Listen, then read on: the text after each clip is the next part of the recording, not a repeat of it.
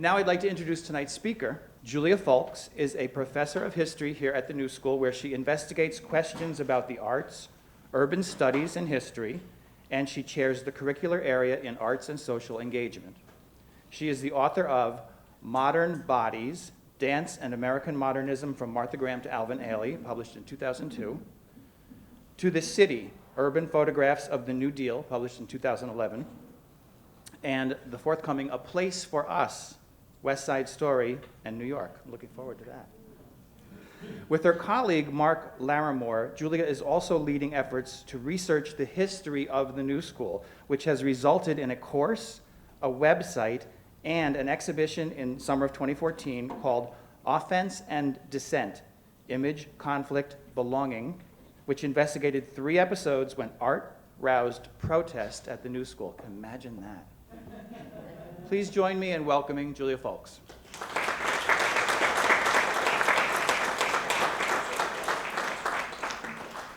Hi, it's so nice to be here. Well, this is my home. It's nice of you to be in my home here, my institutional home of the New School. I'm delighted to talk to an audience of people who love the village and I hope have some affiliation with the New School. I want to thank Ted and Karen at the Greenwich Village Society for Historic Preservation who asked me to do this. We're coming up to our 100th anniversary at the school, which is in 2019. In 1919, the New School for Social Research began. We have some debate about that date. Parsons actually began in 1896. Mannes College of Music began in 1915. But I'm sticking with the 1919 and the story of the New School for Social Research today. What we do know about what most people seem to know about the New School are sort of 2 moments. 1919, in which there's usually something said about John Dewey when you hear about it. And then the second thing that people usually know about is in 1933, when it became a refuge for scholars exiled and facing fascism and extinction in Europe. So these are the 9 scholars who first came in September 1933, and then, but there were eventually over 180 scholars that came through the New School as part of a program largely funded by the Rockefeller Foundation of saving over 303 people from Europe who ended up in institutions across the United States and actually in other places, in other European countries as well. But the New School was a primary place for that. These 2 things are something to be proud of, and I'll be talking about them, but they also become the only thing that we end up knowing and talking about at the New School. And with my friend Mark Larimore, who is hiding in the back, and I will continue to point him out, a few years ago, Mark and I are friends as well as colleagues, and we wanted to figure out a way to work together and decided that he's in religious studies and I'm in history, and we decided that the way to work together was to come up with a course about the history of the New School, something that had been talked about for some time, but nobody had ever done it. And Mark is a faculty member at Lang. I'm a faculty member in the original bachelor's program for adults and transfer students. And we realized that in the talking of the university as it is now, our stories, the places that we landed at the university, rarely get talked about. So what would be the story of the university if we understood it in far broader terms and beyond these very important moments and markers of 1919 and 1933? What if we took a wider view of where we are now and how we got here? So that began a fantastic collaboration and investigation with Mark. We've taught a university lecture course twice. That lecture course has resulted in a variety of things, as Ted mentioned, but one of which is this website, an ongoing project. And I encourage you to look at it. It has a number of resources about the university on it, including a reader, which includes over 200 articles of people who were affiliated at the New School, as well as blog posts, all the sorts of things that students, in fact, are uncovering in our classes. We've tried to find ways to put this up. It is ongoing, it is unfinished, and we'd love your contributions. So please seek it out at thenewschoolhistory.org. Secondly, though, and perhaps even more important and enduring, is that our conversation about the history of the New School has resulted in the first official university archives. We have benefited enormously from the work of Wendy Shear and others at the archives, who have been incredible at finding stuff in closets that you would not believe. And they have not only found stuff, that is, saved it, and made it possible for people to access, but they have begun digitizing a large part of the collection, some of the most fascinating of which are scrapbooks that were found, publicity scrapbooks, basically, of every article about the New School, press clippings from 1919 to the early 1940s, an invaluable and incredible picture of this institution. I've just taken some pictures here of a couple of the early pages. You can see that they are being saved at just the right moment. They are disintegrating before our eyes. They are, Mark and I like to talk about how beautiful they are as an object. And now that they are digitized and fully accessible to you on the New School Archives website, you can go at your leisure and find all these fascinating articles about the Junior League and about the anti-Bolshevik amok that's happening here at this institution. And then finally, we have the rebranding effort more recently of our university, which I don't know if you've heard of, but occurred just this spring. We have a new font. We have our own color, a Parsons red. The font is called Neue, the German word for new. We have this newly branded website, and of course, we have a new building, which if you're a resident of the village, I'm sure you know very much about. And we have a new identity, if you will, of ourselves as a design-led university. All of these things, a lecture course, an archives, and a new building have sort of led to this moment, I think, where we've begun to think more about our past. Given the Greenwich Village Society Historic Preservation sponsorship of this talk, I thought I'd construct a story of the school with buildings in mind. I'll talk more about some New School buildings than others, but they provide a way to mark important moments in the school. And of course, buildings represent more than architecture. They also represent the past, urban life, and community. Tracing these buildings allows us to get beyond these mythic moments that we can talk about endlessly, but to find an institution bound to its place, that is New York City and the village. But it didn't begin in the village. Oh, let's see if this is. It actually began in Chelsea. It began in London Terrace, was its first home. The institution was located at 465 West 23rd Street. And that location also gives an opportunity to provide a different perspective on what is the common story about the beginning of the university. The common story is that it was formed in reaction to administrative actions at Columbia University regarding the failure of a tenuring of a faculty member there that was voted to be given tenure by the faculty and that the president denied. That provoked a battle over academic freedom. It also included protests. The reason that president denied tenure, many believed, was because the faculty member had come out for pacifism, had come out for not entering World War I. At the time.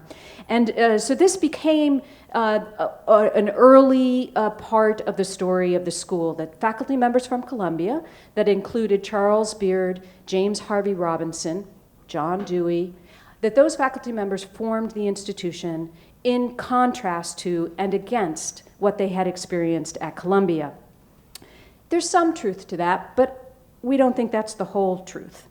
And this location gives us some clue to another part of the story, because at the corner of 23rd Street and 8th Avenue were the offices of the New Republic. Now, the New Republic had just been born at the same time that these protests had occurred of faculty at Columbia. In November 1914 was its first issue with the editor Herbert Crowley. It was at the New Republic gives us some sort of attention to the question of a name. That is, what was it that was aligning all of these things called new? not just the new school as it would come to be known, but a new republic, and also a movement of scholarship called the New History that both Charles Beard and James Harvey Robinson were affiliated with, the faculty members. If we look to this new republic, we begin to see that all of the people who end up forming the new school are actually also associated with the new republic. And it's there that is the first formal article about the ideas for a new school, a school of social research, they call it, here in an issue from June of 1918. So new also was a common word, still is, in terms of trying to signify something different, right? And something better is the implication. The election of 1912 was an important marker in the change of politics in which Teddy Roosevelt had a new nationalism platform and Woodrow Wilson had a new freedom platform. And so the new republic comes out of that insistence about looking at things in a new direction. What's interesting is to think about what the other part of that name is about. It's the prominence of the word republic. This magazine wasn't concerned with revolution. In fact, most of its writers supported the United States intervention in World War I. It was about trying to push for a new kind of government, but a reinvigorated one dedicated to solving society's problems. So that should sound familiar. It's familiar in terms of the what else was going on at the time and other sorts of things called new. And it's here where you begin to see another home and another beginning of the new school. What kind of school begins at a very young bi-weekly magazine dedicated to progressive politics, as it was known, progressivism, as it was known. And they're not only political formulations that are changing, but also social ones. With The New Negro, a collection of essays that comes out in 1925, and The New Woman, an earlier sort of revolution in gender politics and social roles, beginning from the 19th century and given that moniker in the early 20th century. And in fact, The New Woman is another clue to the kind of institution that the new school was going to become. This is the first proposal of the school from, we believe, 1918. And the proposal is available at thenewschoolhistory.org and on the archives website. And it's a pamphlet, a fundraising pamphlet, really. And it's 10 pages or something that are really fascinating to read. I just wanted to point out a couple things about the proposal. It's a independent school of social science for men and women. And more importantly, if we look on the organization committee, if you can see closely enough, half of those people are women. That is unusual. One of the most interesting ones is Mrs. Leonard Hand. She was the wife of a prominent federal judge. She's friends with Herbert Crowley, and Mr. Hand had helped launch the New Republic. There are no presidents and deans. This all adds up to a very different kind of school. The other thing that's interesting to look at is the final part of the proposal, where they say, nothing like it has ever been attempted. This is the hour for experiment, and New York is the place, because it is the greatest social science laboratory in the world, and of its own force attracts scholars and leaders in educational work. New York was going to be crucial to the institution. There was also here not just that the school was located in New York, but that it was a laboratory, which meant that the pedagogy, the idea behind learning, was that you had to go out into the city. You had to go out into the city to understand it and the world in general. This meant that there were specific courses tied to questions of the city. There was a Bureau of Municipal Policy started by Charles Beard that came to be affiliated with the school. There were courses about municipal government. But even more important, I think, are sort of the importance given to the social sciences, obviously in the name of the school itself, and more generally about what that meant. Social sciences were relatively new. Anthropology, sociology, economics, those really developed as disciplines in the late 19th century.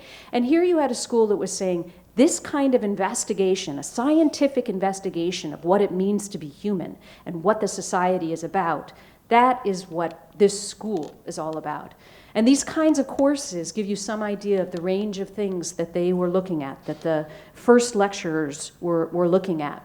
Sex and ethnology, one of the rare women faculty at the beginning of the school, was, I've totally forgotten Miss Parsons' name.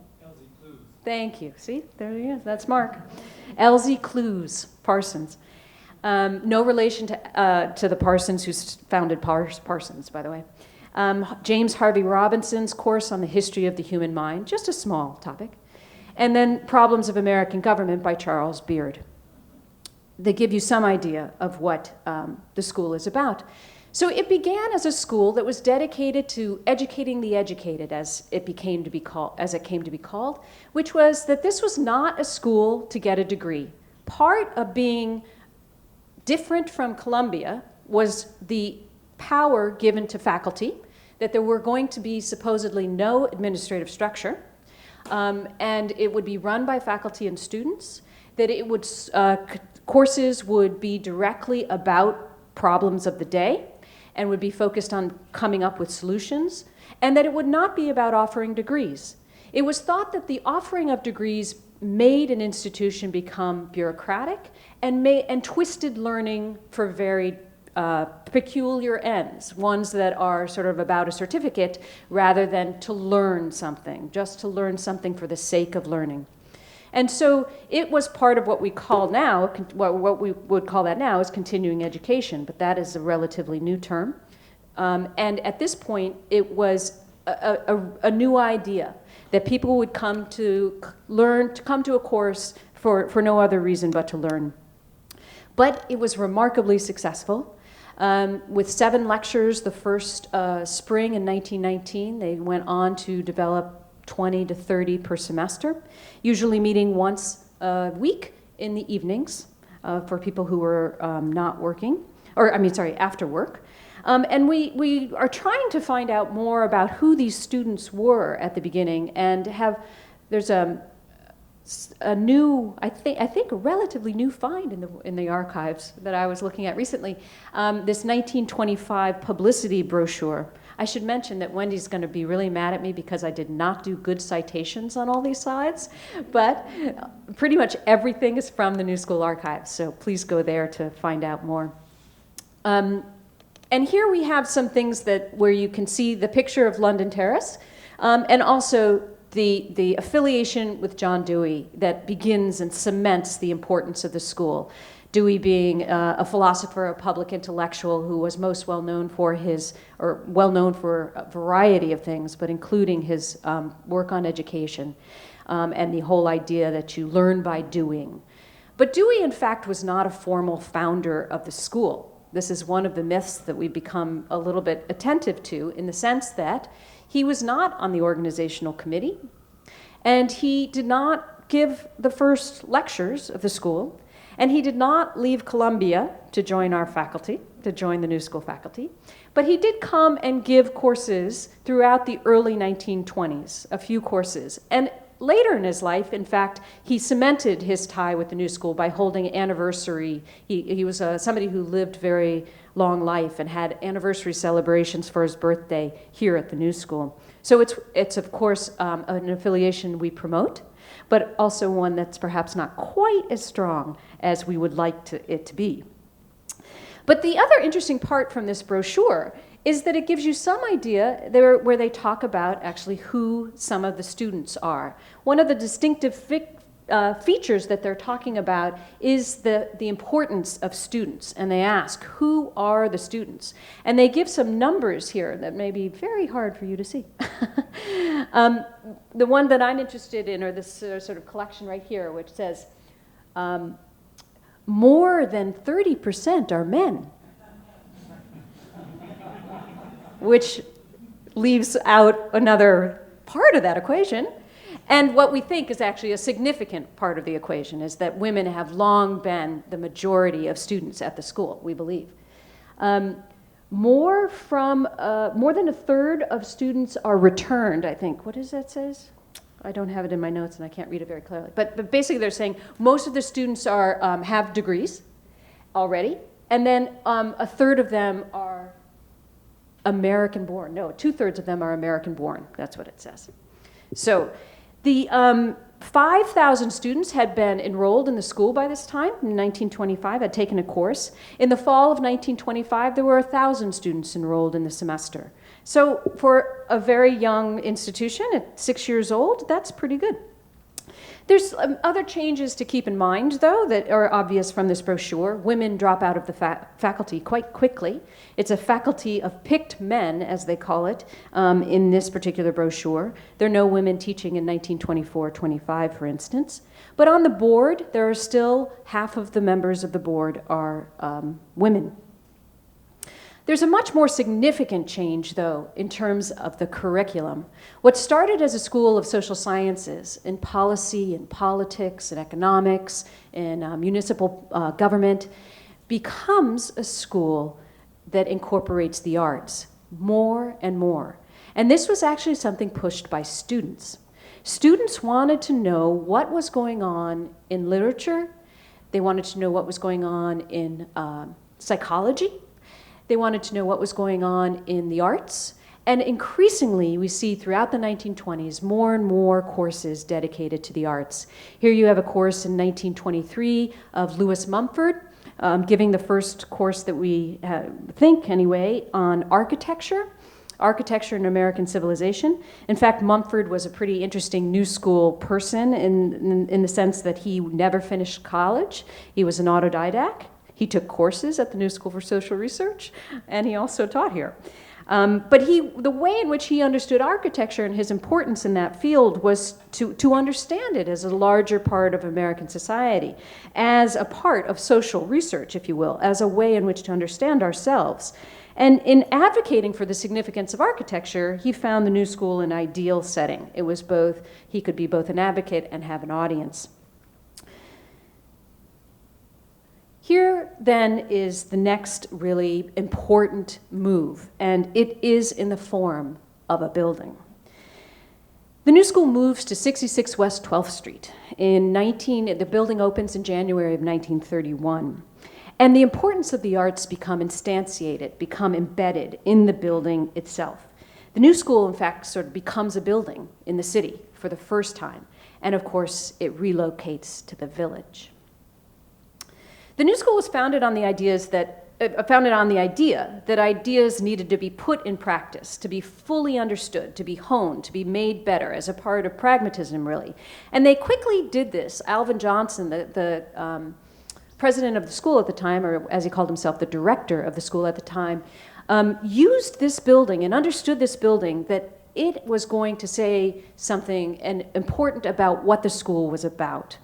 He did this with the architecture in wanting what he called the look of the new. And he chose an architect in Joseph Urban, and a relatively sort of a pretty unusual choice in that he was an Austrian, mainly known as a theatrical and set designer.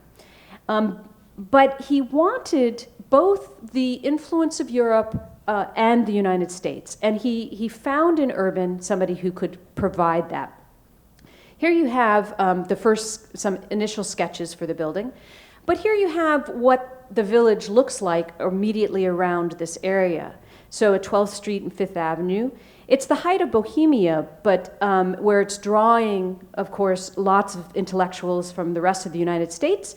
It's a mixed landscape where there's wealthy mansions along 5th Avenue and 3- and 4-story brownstones on the side streets. 12th Street actually does have some large buildings, by that I mean tall.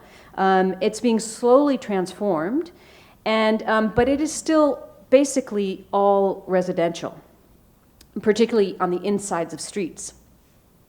And here you see just kind of the impact that the New School building and hopefully the institution meant to have on its new place. There was a great deal of press attention that we can see in the scrapbooks to this building and to what it meant. And particularly that idea of what this particular article calls a new school for moderns. I just love that. I'd love to be a modern. Maybe we can still claim that. The school tore down 3 brownstones that were given to them by a donor in the middle of a side street in Greenwich Village. The patron who donated the land was given the top of the building as a penthouse to live in until he died. That seems like a good deal. The raising was done, but not as much as other buildings nearby, or it was comparable in some ways to other buildings nearby. But it was not like what it was near, right? It was embedding a school into a side street, not a corner. And it was doing so with an architectural style that was quite different from what surrounded it, even in the large buildings that were nearby as well. So it's not just about the height of the building, which is somewhat unusual on the block, but really its style that made it different. It was considered part of the modernist international style, was seen with those strong horizontal lines of the facade as being part of this belief in functionality and rationalism. There's little ornamentation. It's about new materials like steel and concrete, glass. The use of glass in the windows is very unusual. All of this is meant to provide that the new school was indeed still new, and that, as Johnson put it, quote, "There is a touch of cosmopolitanism in the straightforward, rational, and fearless treatment of the structure." In fact, the facade is a curtain wall, which in architectural terms mean it's for show, and it's not functional or necessarily structural. There are columns behind the curtain wall that intrude on the interior space. And then, of course, there's the inside. The auditorium is what the building was about.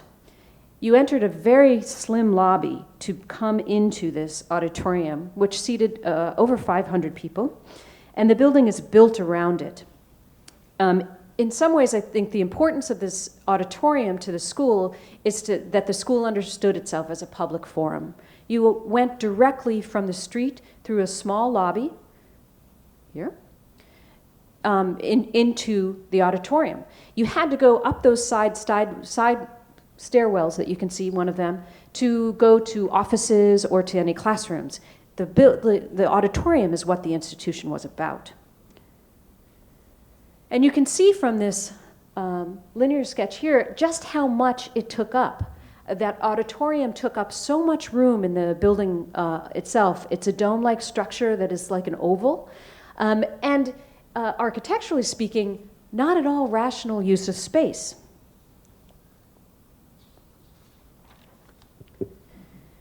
That actually sort of, the warring of the inside and the outside of the building continued. This is the library that was, the floors are no longer the same, so I'm just not going to tell you which floors they are, because we don't have that library, unfortunately, anymore. But again, a really odd use of space, an enormous amount of space given to stairwells. I just want to point out too, because it will come back, is the importance here of artwork is there already in these in this inside. And then we have just recently discovered the 90 colors that were part of the interior. All of this actually conceived by Joseph Urban as well. This was the lobby. This was the dance studio in the basement. 11 colors just in the dance studio. I want to put in a plea, if anybody here is from the New School Administration, that we should do this to the dance studio. Put the colors back. This was a classroom. This was another classroom. And this was the auditorium, which was restored to its original colors in 1992. So it was not only that the inside presented an incredibly different style, it incorporated a kind of warmth, a kind of aesthetics, curvilinear, all different actually, quite different from the facade, almost Art Deco in some ways, that contrasted quite a deal with the facade. So Urban was able to have it both ways, in some ways, to be part of that international style on the outside, and then to continue and to develop a very different sort of style on the inside. And it's not only that made the building stand out, because there were 3 original artworks that also were a primary part of the building as well. the Jose Clemente Orozco, which I hope you've seen on the current seventh floor of the building in 66 West 12th Street, a Mexican muralist who did this fresco, the only fresco in New York City, and it served as the student dining room for quite some time until the 1950s, which I'll talk about. The frescoes themselves line the room and are focused towards this primary panel called the Brotherhood. Something about International Brotherhood. Mark will know the exact name. Then there's another mural that, again, went around an entire room, Thomas Hart Benton's America Today. An incredible, before these, I should mention that these murals were done for free. The New School only supplied the materials. They were artists at a time wanting a platform and wanting to be well known. So we think of Benton now as one of the great American artists, but at this point he had little New York prestige, and this provided an opportunity for him to get more, and these murals did that for him. The is a spectacular display of his talent, and becomes so valuable that the institution sells them when it faces a financial crisis in the early 1980s. Very luckily, they have ended up at the Metropolitan Museum. So if you haven't seen them, they are no longer on display right now, but they were on display for the last 6 months, where they put them in and created a room that was the exact dimensions of the room that the mural was made in the New School. It was really spectacular. This mural came a little bit later by an Ecuadorian artist who was on the faculty of the New School at the time, and was, I would say we're not exactly sure where this was. We think it was it seemed to be opposite the dance studio, but that seems odd. We can't quite place it. Anyway, now it's in the auditorium. It's in the ground floor of 66 West 12th Street. But it's really the Benton mural that becomes sort of what the message of the school, if we look to architecture and the arts as telling us what the institution was about. This was really the image that the school projected. Even more than the outside was the inside, in this, as it was called, the Benton Room. It was a boardroom at various times, but it was also used as a classroom, as you can see in these various pictures. One of the reasons that the institution sold it was not only the value of the murals themselves, that they needed that money for other reasons, but also that they couldn't keep up the maintenance. People were smoking. Those chairs were backing up against those paintings. As you can see, the paintings themselves go almost down to the ground, to the ceiling. You lived in this mural when you were in that room. And other arts appear inside these arts, Tennessee William and Arthur Miller on the left, Count Basie on the right. So you have here by the 1930s, the early 1930s, that a school on a street in the village, and it really becomes the institution that we think of it today in many ways, not only by moving from Chelsea, but also the importance of the arts, and particularly of modernism, that are a part of the school. So architecture, design, and the arts become embedded in the middle of the street in everyday urban life. It's a forum, it's a conversation, it's a very social place. It really becomes a kind of cultural hub. White women, Jewish men and women populate the school to the extent that we can figure out. Artists gain collaborators, critics channel and influence artistry, audiences are found and formed. And it's not just a venue, but a catalyst for modernism. There's been some great work done about the importance of music at the school, and how music, particularly that of Henry Cowell, Aaron Copland, and others, really, the New School formed a place for them, not just to perform and to teach, but to be with one another and figure out what they were doing, and to tell people and articulate that. So we've come to call this the arts as a kind of social research. That is, that it's not just the social sciences that can give us an idea of what the world is about, but that the arts are a key part of that too.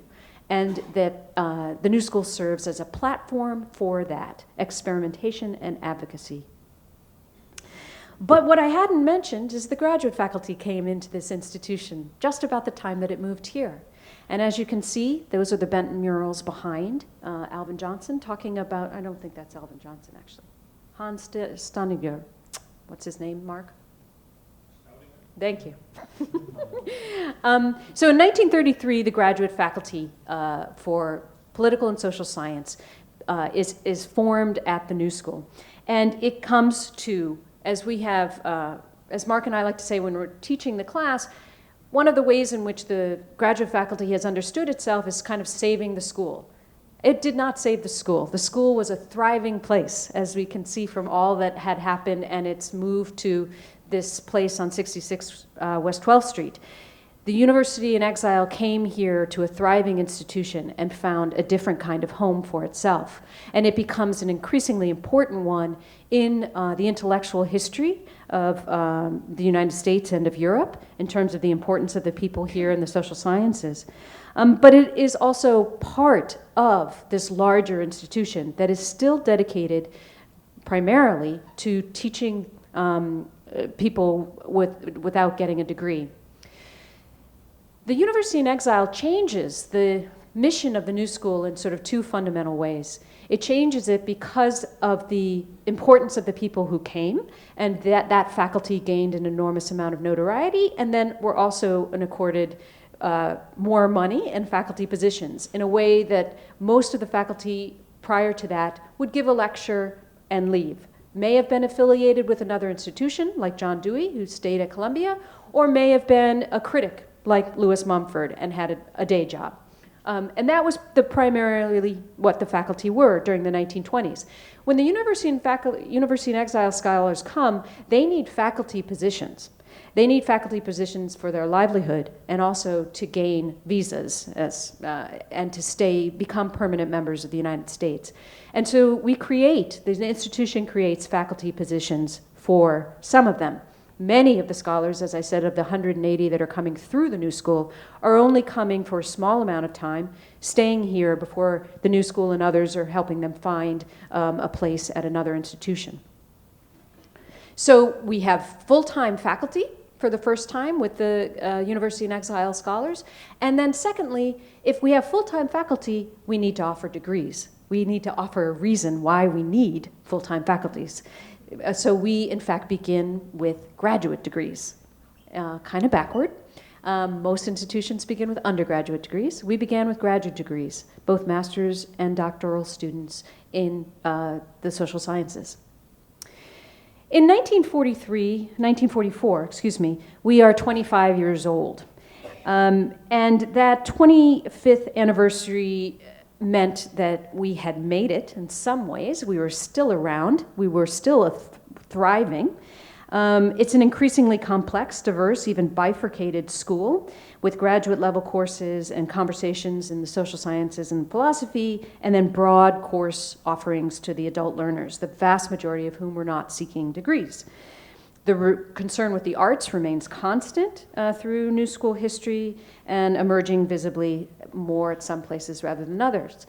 These three letters indicate the kind of notoriety that a young institution had already received by this point from Mayor LaGuardia, Governor Dewey, and President Franklin Roosevelt. The village, of course, was booming as well in the 1940s. And in the 1940s, it becomes the sort of social life of the school becomes a part of the village scene. It's captured well in two books that I would highly recommend. Anatoly Broyard's Kafka Was the Rage, his memoir about the village after World War II, in which he attends school classes at the New School. And then Jenny Swadesh from the archives just notified me of another book that I read recently, Dawn Powell's Locusts Have No King, in which there is a kind of satire, a very sort of biting satire of the school as part of that plot as well.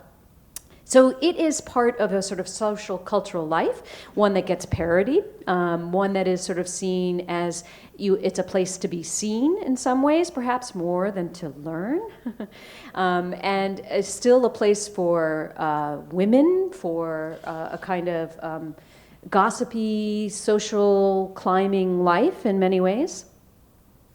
But we also undertake some important new changes to the institution.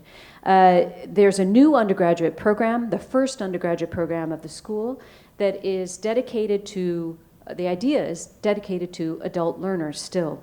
That it is a program for a bachelor's program for adult learners, for adults, and geared specifically towards soldiers who are returning from World War II. With the benefit of the GI Bill, they can finish their degrees. In some ways, it's a finishing school, and that program has remained with that identity for the most part. It's gone through some changes, but now actually still holds that identity as being a place where you finish your degree.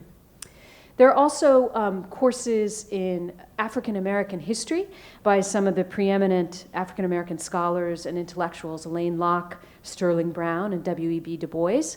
I'm sorry to say that our attention to racial issues goes in and out in terms of the institution's commitment. It is there in idea more than in practice for the most part. And then we are embroiled in Cold War controversies.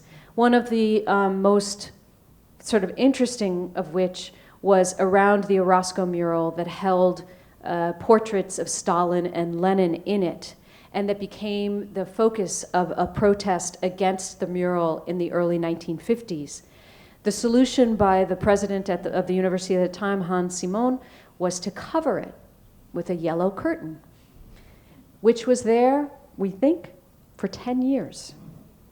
We investigated this episode along with two other episodes of art rousing protest in this exhibition that Ted mentioned called Offensive Dissent last year. And I'm happy to report that an online version of that is almost finished and will be available on the New School History website, I hope within a week. And you can investigate all three episodes, one from 1970 and another really important, interesting one from 1989 around a racial image in a graphic artists exhibition.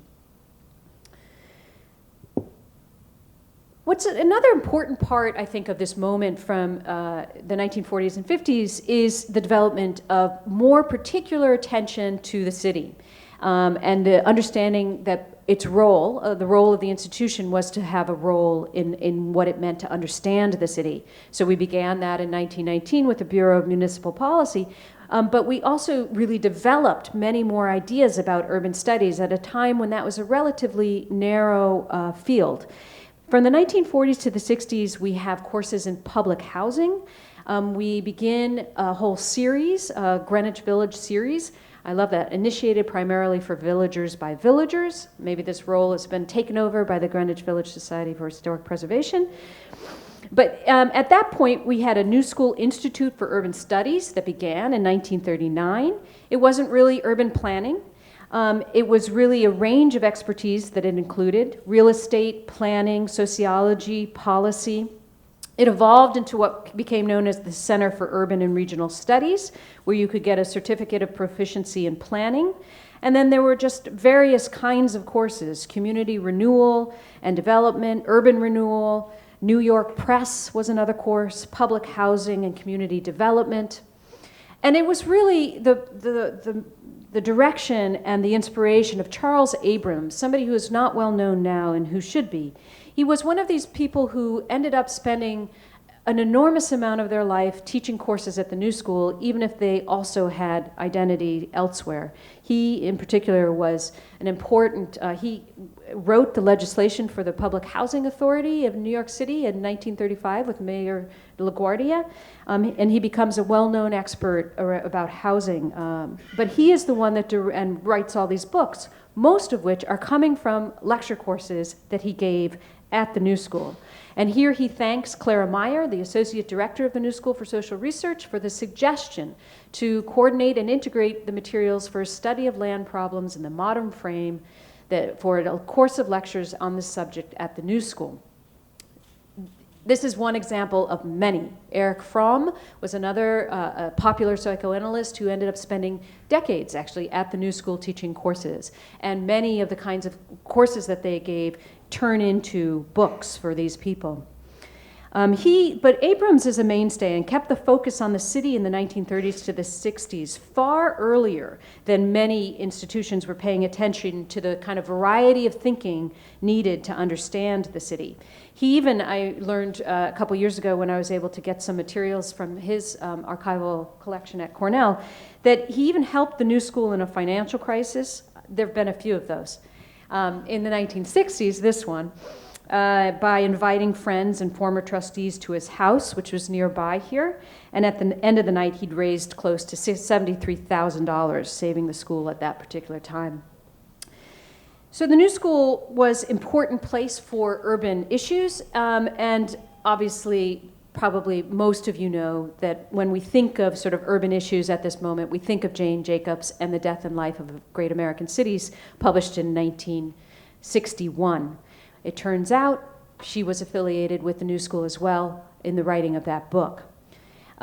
She received, here you see her in a 1958 panel with Abrams and others involved and talking about a look into the future in New York City, in which she, there's actually a copy of her talk, and she describes many of the things that come out in the book. The importance of sort of street life, the importance, the death of the city that she sees in the big super block urban renewal plans. What's interesting for New School insiders is, of course, her connection to the New School, which was small in the sense that she received a grant to give her money to write the book through the Rockefeller Foundation. The Rockefeller Foundation did not give money directly to individuals. It had to be funneled through an institution. And she chose the New School because she understood it as the only place doing interesting work in urban studies. It was also near her home in the West Village. And even more insider-ish is this letter from Hans Simon to the Rockefeller Foundation, in which he's trying to claim some money for the New School here on the bottom right, saying that the school needs $1,000. I should just say that the Rockefeller Foundation says, no, the school does not need $1,000. It's all going to Jane Jacobs. At this point, in the late 50s, the school is expanding again. It becomes a much bigger institution. Instead of this one building in which the graduate faculty for political and social science exists alongside all of these courses that are going on nightly for adult education, alongside things like the dramatic workshop, the École Libre that are part of the early 1940s. All of these things are sort of gathered in this one building at 66 West 12th Street. By the late 1950s, the school expands significantly, and it does so in a less architecturally fancy way, a more mundane way perhaps, but quite importantly, doubling and more than doubling its size. Here you have the luncheon, the Cornerstone Laying luncheon, and we came across this, actually a student came across this photo who was working in the archives, Ari Spool is her name, and she noticed, she picked up on the fact that you see the Orozco room over here. This is on the outside of the Orozco room. And is that a yellow curtain? Yeah. We're not sure. It's not quite the exact right spot for Lenin and Stalin, but it may be. But this is a luncheon that included Mayor Wagner. The person speaking is William Davis, the chair of the board. Alvin Johnson is to the right of, Mayor Wagner, I'm sorry, is here. And this is Alvin Johnson, who is no longer president of the school, but still quite influential. You can tell, I hope, from the pictures here, that what we're looking at is the building that was created to the west of 66 West 12th Street, and then the building that we're in right now that extended to 11th Street. Here you see a layout. You can see just the amount of space that's being added here is quite a great deal. This is the one facing 12th Street. Here you have facing 11th Street. No, unfortunately, we don't have the library and the reading room, but then a courtyard in between that would become increasingly important. And you can see, I think, in this, a kind of, there's maybe nothing special about these buildings architecturally, I have to say, in my opinion. But there's kind of what happens with these two buildings from 11th Street to 12th Street is a kind of internal focus for the institution, where the courtyard and the two buildings themselves become a kind of campus. Here are pictures that we're gathering, I think Mark gathered them really, from the New School Bulletin, that show the kind of liveliness of this sort of in-between space of the two buildings. And then in the middle of the 1960s is another important change to the school that sort of goes along with these increasing expansion. Building-wise is an expansion about what it means to have an undergraduate degree program. The New School College becomes an answer and a different way to understand its undergraduate program, one that is not dedicated just to adult students, but in that is in fact trying to figure out experimental ways to do undergraduate education in the 1960s. Other places were doing this as well. But they claim that they want to restore to undergraduate liberal arts education the integrity and purposes which have been lost in an era of increasing specialization. So it's an embrace of the liberal arts. The curriculum is divided into a School of Humanities and a School of Social Sciences. We have here an interview with a woman who is coming to school here, and she claims, this is what says that she came here for: "I'm very opinionated and I talk profusely." Is how she describes herself. And as the article goes on, obviously Leah Wallach is not a girl for whom education is something confined within the walls of a classroom or library. For students like her, at a period in their lives when time and temperament are best suited to exploration and enjoyment, the New School's resources, both physical and intellectual, its variegated community involvements, and its proximity to the city's vast cultural ferment afford unique incentives and rewards. By 1969, which is the 50th anniversary of the school, we have 218 students in New School College. It was genuinely experimental. There are some dissenters who claimed that there was no community, there was no extracurricular activity, little campus, things that some students might say about our institution still. But there a great deal of flexibility. Every spring, students sat with administrators and teachers for a day-long session about what they like and don't like about the way that the curriculum was falling out. And these students claimed that the New School knew what it was, that it knew its limits. Quote, "It doesn't try to be too fancy, it doesn't try to control too much, it doesn't pretend, except in fundraising brochures and speeches, to be more than a kind of barnacle institution on the ship of New York." So still understanding itself as an institution bound to New York, and in fact deriving its purpose and its energy and curiosity and what it should study should be coming from the city itself. And the school, there's no sharp division between adult and adolescent, and between the graduate faculty and the undergraduate college, but that really begins to shift. And it is about this time that it begins to shift. At this point, at the 50th anniversary, the school has had 1.5 million students attend courses since 1919. There are three different parts to this growing school: the adult education part, the graduate faculty, and now the New School College. There's a human relations workshop that begins in 1950 that's really geared towards women returning to the workforce. The New School Arts Center begins in 1916, along with an art collection with money from Vera List, Albert and Vera List. In 1962, the Institute for Retired Professionals begins, one of the most intriguing and innovative programs where retired professionals themselves are teaching each other, and still continues. In 1964, the Center for New York City Affairs began, the first center devoted to the study of one city.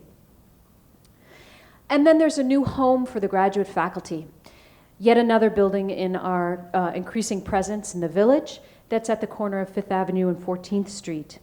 And this particular building was a department store, and any of you who might remember that it was perhaps most well known for its escalators in the middle of it that kind of were a remnant of its time as a department store. Many people speak very fondly of those escalators as a place of kind of gathering community and seeing one another. We don't have any escalators anywhere now. You can see some of the changes in the building that occur as the new school takes it over. Lounges. At the beginning of its time in this building, there was an exhibition space that became a prominent place for exhibitions in the early 1970s. But the growth of that building in particular marked a kind of division that had been growing, and that is a division between the different parts of the university. That division really became a part of beginning of an increased moment of what we've come to call, Mark and I have come to call the Federation period. That is a number of sort of satellite places that were more well known for their particular brands and identities than they were for being part of the new school. The graduate faculty is one of those, but the bigger one and the more important one as to who we are now was Parsons School of Design. Parsons became a part of the new school in 1970. It relocates from several buildings in Midtown and the Upper East Side to the corner of Fifth Avenue and 13th Street. It is desperate to find an institution that will take it because it is failing financially in the face of a growing professionalization of the design fields.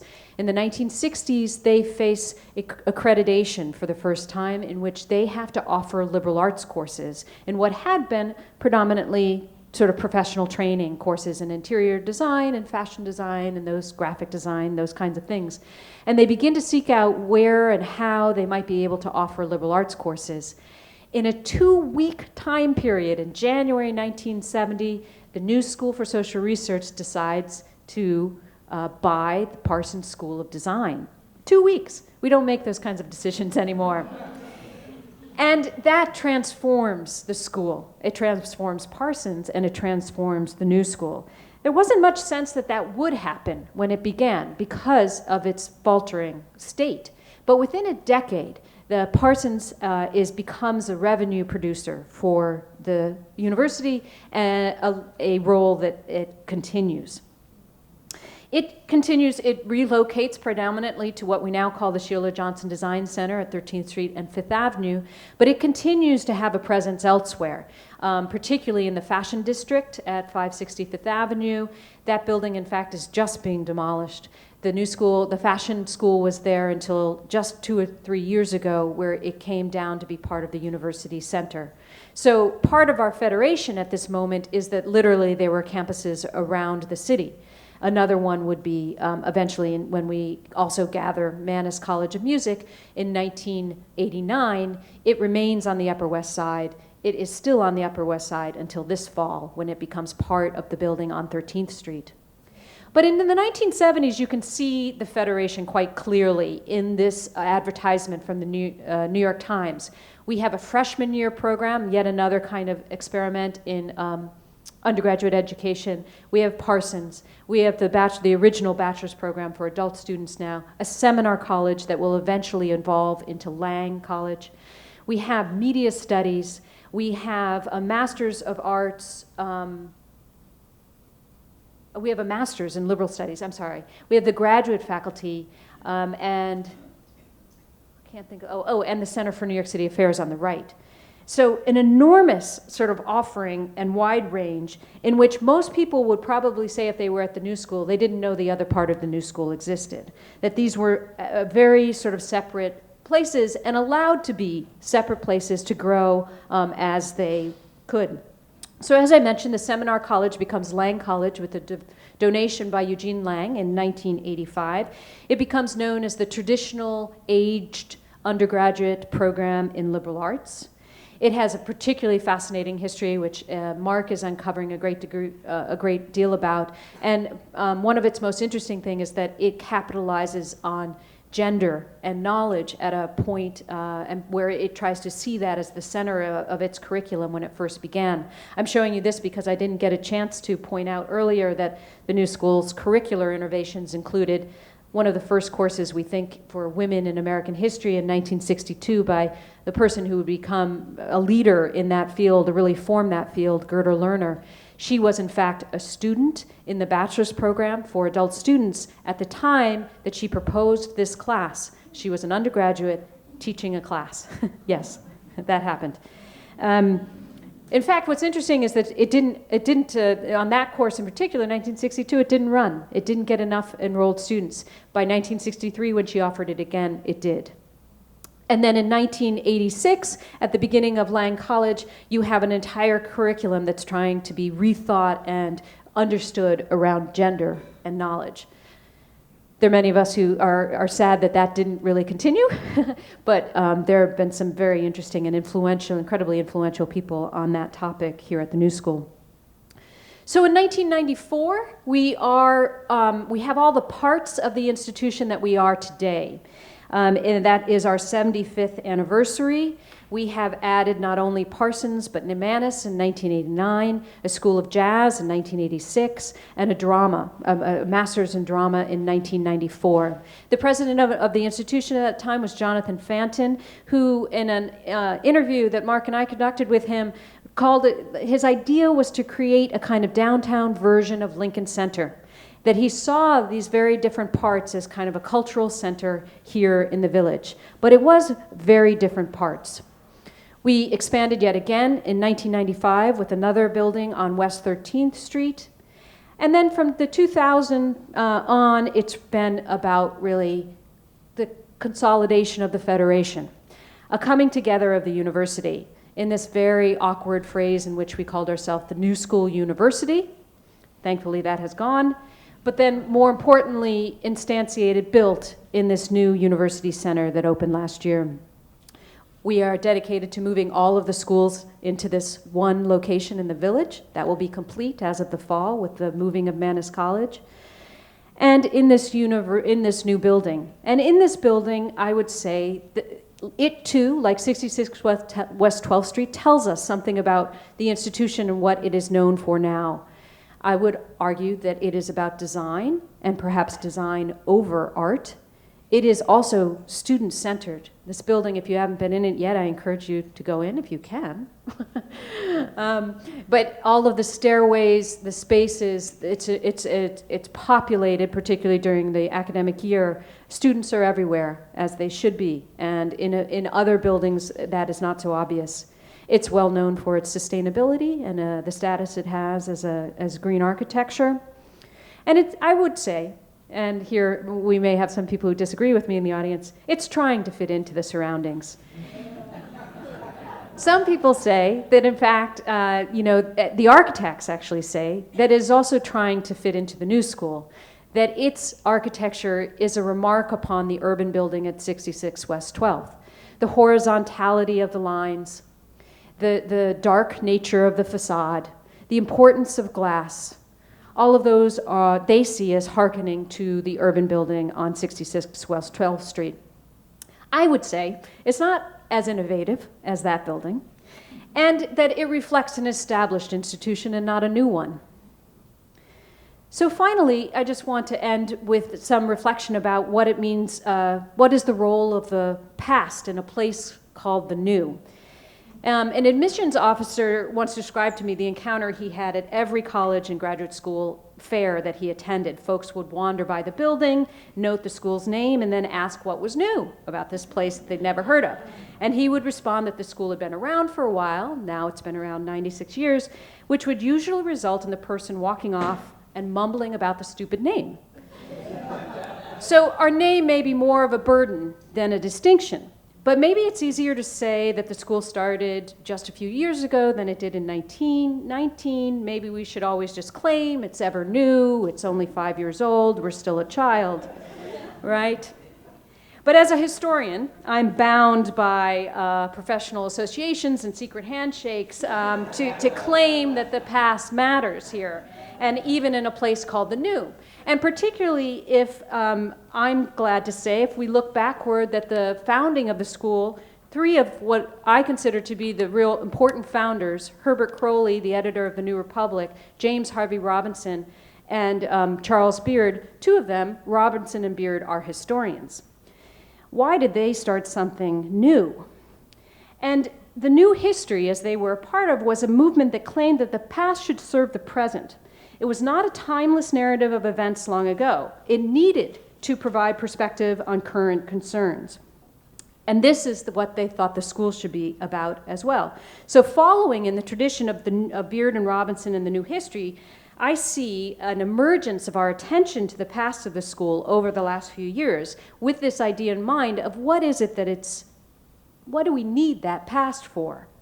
We've always been proud to mention our famous associations with Hannah Arendt, who was here long, usually not as early as people claim. She didn't come till 1967, at the end of her career. So we claim Hannah Arendt. We usually don't claim Leo Strauss, a much more controversial philosopher. And we think we are the first university-level courses in women's history, even if it was taught by an undergraduate, and African-American history. But we don't talk about the tortured history of gender studies at our institution or the mobilization in the 1990s regarding diversity, an ongoing struggle for this institution. But here's a new first. We have this university archives and special collections formed, and that encompasses all the divisions of the school. It's actively preserving our past. We have this university lecture course about the history of the school. We have a detailed timeline of the university on its refurbished website that incorporates presidents alongside these curriculum innovation. So what purpose is the past serving us now? And I'd argue that at a time when we are becoming more conventional, with more degrees students than continuing education students, with a flock of tenured faculty, with buildings and dorms that further stake out our claim in the village, that with all the good reasons why we seek stability and longevity, we need more than ever to understand ourselves as unconventional. We need to know that it was here that John Cage not only taught a course on composition, but one on mushrooms. We need to know that Alvin Johnson not only saved the small group of people who ended up at the graduate faculty, but over 180 scholars fleeing fascism who came first to the New School. We need to know that the New School made the decision to merge with Parsons in 1970 within a 2-week time frame, as Parsons was facing bankruptcy and had to offer liberal arts courses. We need to know that we have continually reinvented ourselves and made our school new again. I have no qualms about using the past for these purposes, but if our investigation of the past only seeks to confirm what we want to know, then we're not good students of either the new history or the new school. So let me make a claim for the uncomfortable as well as the unconventional in our past. And I'd like to insist on remaining true to another word in our name, not new, but school. University is the way we conceive of ourselves now, although no one I know was fond of this new school university. Now we're just the new school. At one point we were the new school : a university, but now we're just the new school. In addition to honoring our tradition of reinvention by being ever new, I'd like to make sure that we remain a school, even as we grow as a university. That means for me that we are committed to education as fundamental to life, not a career, and that our reinvention has less to do with conferring degrees than with making effective and thoughtful citizens in the world. Thank you.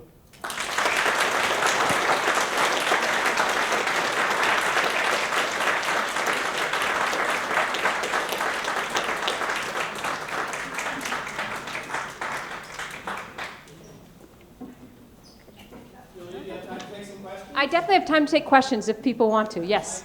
Yeah. Over here. Yep. Somebody will give you a microphone. Thank you for a terrific lecture. Thank you. A quick observation and then two kind of footnotey questions.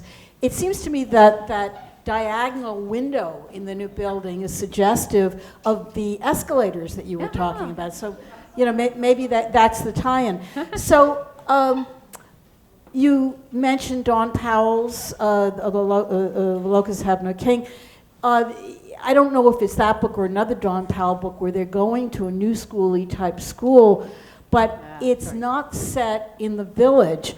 It's set in Chelsea, and I wondered if they, and the book was actually set in like the 50s, most likely the 50s. It came out in actually 1948, so it is the 40s. But you're absolutely right that the institution in the book is in Chelsea. Right. Did they keep a satellite building in Chelsea? No, okay. No. Okay. So my other footnotey question is, there was an urban legend that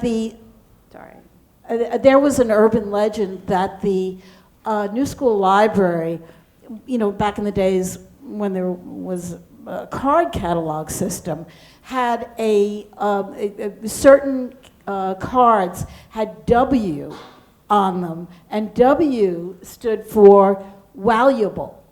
It was, in the same way that MOS, when movies went to sound, and it was, mit out sound. Wow.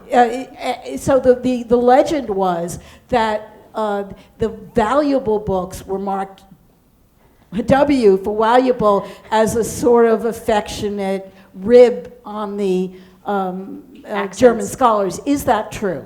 I don't know if that's true. Jenny, have you heard of this? No, she's in the archive. She's an archivist here.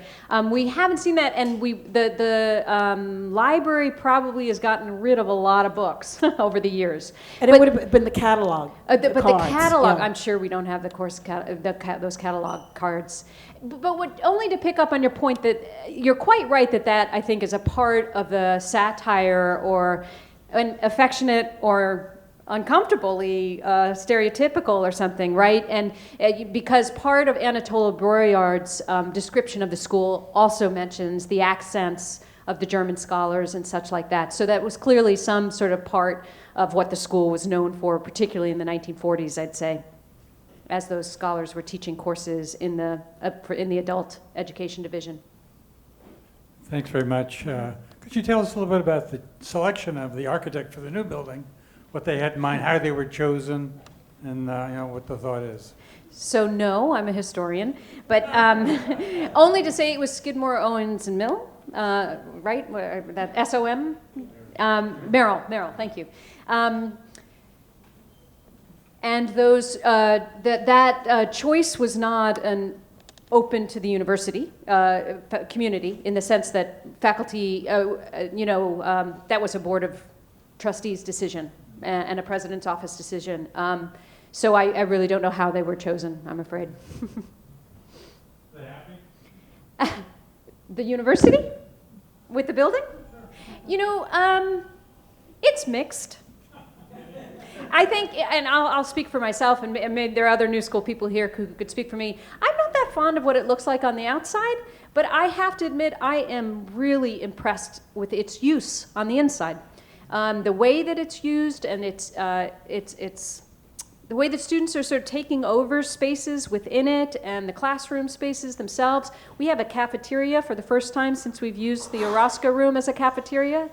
Well, we had a cafeteria in the graduate faculty building as well. But this cafeteria on the second floor is a public space that brings more diverse people from the institution than any other place that I've experienced since I've been here. So its use, I'm actually quite impressed by. On the street, it's not the Cooper Union one, though. That's what we can always say right now. And we're not NYU either.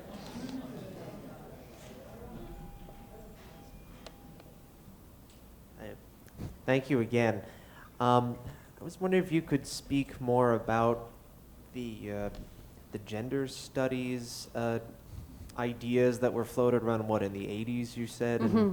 and any specific scholars that might have come out of that, and how, and maybe where that is in the school right now. Yeah, I really would direct you to Mark Larimore, Mark, you should raise your hand because he knows best about that.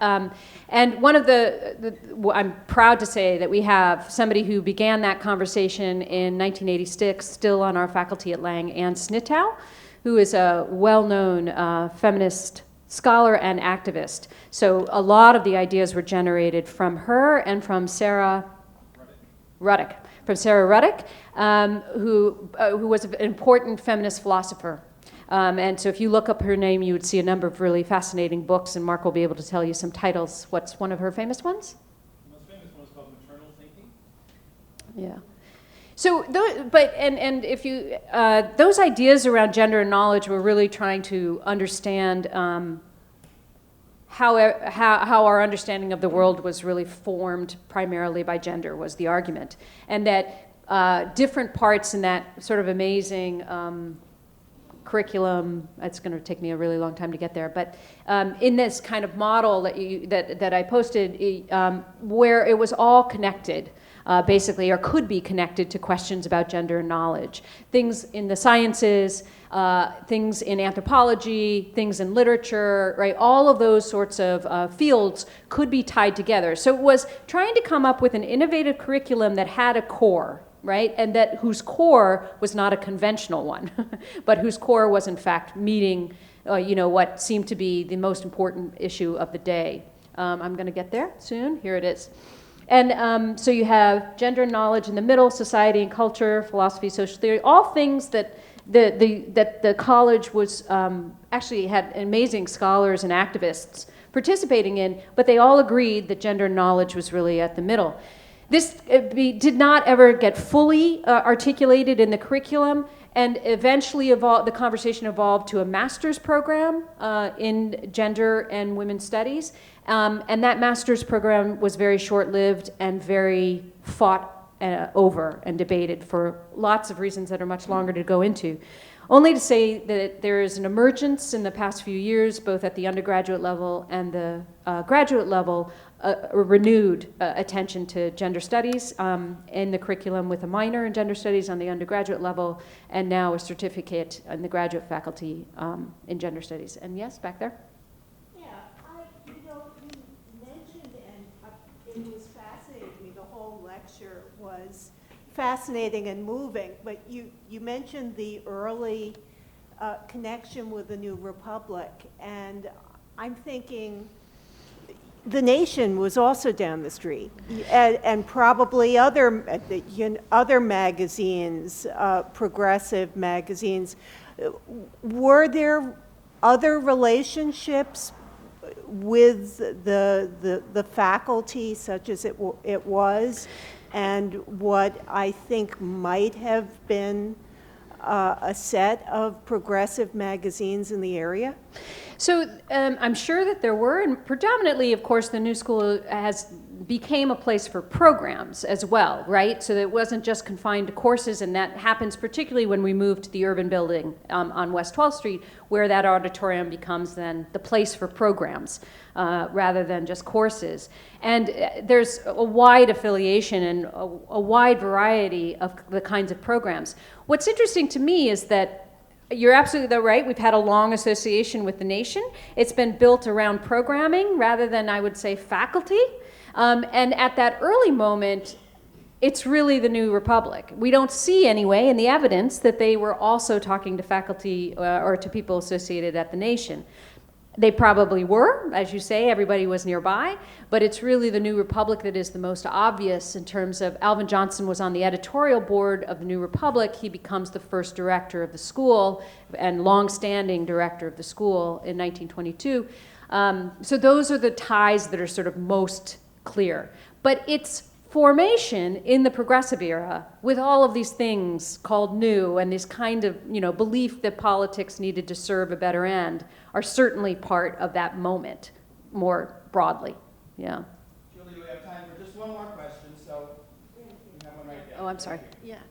Hi. Thanks for speaking tonight.